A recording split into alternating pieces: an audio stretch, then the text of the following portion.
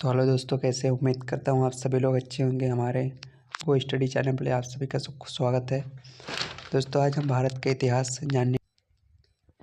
जो हमारा भारत का इतिहास है वो 3 कालखंडों में बटा हुआ है। तो पहला है प्रागैतिहासिक काल, दूसरा आदि ऐतिहासिक काल और तीसरा है ऐतिहासिक काल। जो हमारा प्रागैतिहासिक काल है ये हमारा 3 कालखंडों में ये भी बटा हुआ है।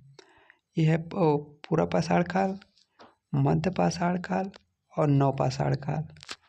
जो हमारा प्रागैतिहासिक काल है इसमें हमें लिपि का ज्ञान नहीं था, माने हमें लिखना और पढ़ना नहीं आता था। इसमें चित्र और मूर्तियों के माध्यम से इसको समझते हैं। जो पूर्व पाषाण काल और मध्य पाषाण काल और नवपाषाण काल नहीं जान के। अब इसके बाद हमारा आता है आदि ऐतिहासिक काल। आदि ऐतिहासिक काल में हमें 2 कालखंडों में बांट दिया है। पहला है सिंधु घाटी सभ्यता और दूसरा है वैदिक सभ्यता। तो जानते हैं जो सिंधु घाटी सभ्यता में क्या है, वैदिक सभ्यता में क्या। जो हमारी वैदिक सभ्यता है, वैदिक सभ्यता को अभी हम 2 कालखंडों में बांट दिया है। वैदिक सभ्यता को हम 2 कालखंडों में बांट दिया है। पहला ऋग वैदिक काल, दूसरा उत्तर वैदिक काल। तो जो हमारा ऋग वैदिक काल है वो हमें ऋग्वेद से इसकी जानकारी मिलती है, और जो उत्तर वैदिक काल है वो हमें ऋग्वेद, यजुर्वेद और सामवेद से जानकारी मिलती है।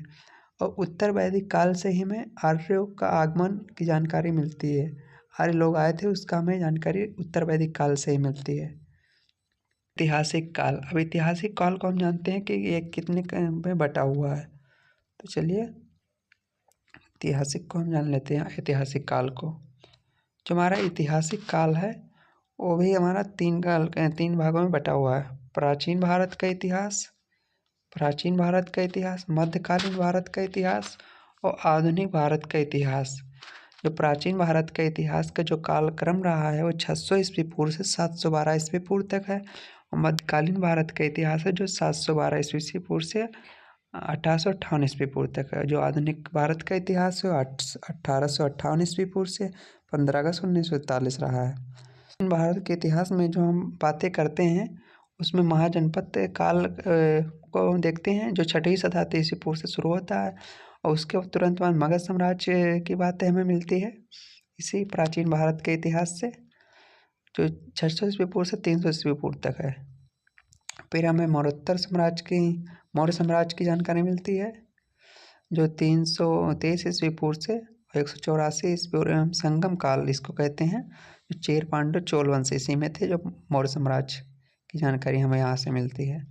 उसके बाद हमें मौर्योत्तर काल की जानकारी मिलती है। मौर्य साम्राज्य के बाद फिर हमें गुप्त साम्राज्य की जानकारी मिलती है प्राचीन भारत के इतिहास से ही हमें। और फिर हर्षवर्धन काल की जानकारी भी हमें प्राचीन भारत के इतिहास से मिलती है। चलते हैं, हम जानते हैं मध्यकालीन भारत के इतिहास। जब हमें मध्यकालीन भारत के इतिहास को हमें 2 कालखंड में उत्तर मध्यकालीन भारत और पूर्व मध्यकालीन भारत।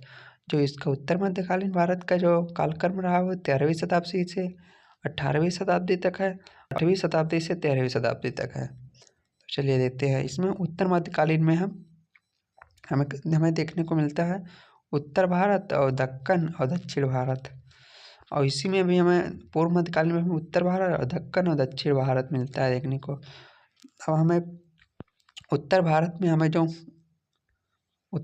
में जो उत्तर मध्यकालीन में मिलता है हमें 13वीं शताब्दी से 18वीं शताब्दी तक, उसमें दिल्ली सल्तनत मिलता है, मुगल साम्राज्य और चौहान और दक्षिण भारत में मिलता है चेर, पांडव, चोल और पल्लव वंश की हमें जानकारी मिलती है। और फिर पूर्व मध्यकालीन भारत में जो 8वीं शताब्दी से 13वीं शताब्दी को हमें जो मिलता है देखने को मिलता है, उसमें उत्तर भारत में हमें राजपूत की बातें और पाल और प्रतिहार की बातें मिलती है। और जो दक्कन में हमें देखने को मिलता है हमें चालुक्य और राष्ट्रकूट की बातें मिलती है। और जो दक्षिण भारत रहता है उसमें पांडव और चोल की बातें मिलती है। तो दोस्तों, कैसे ये वीडियो अच्छी लगे तो लाइक कर दीजिए और चैनल को सब्सक्राइब कर दीजिए। बहुत अच्छी वीडियो आपको देखने को मिलते रहेंगे। धन्यवाद।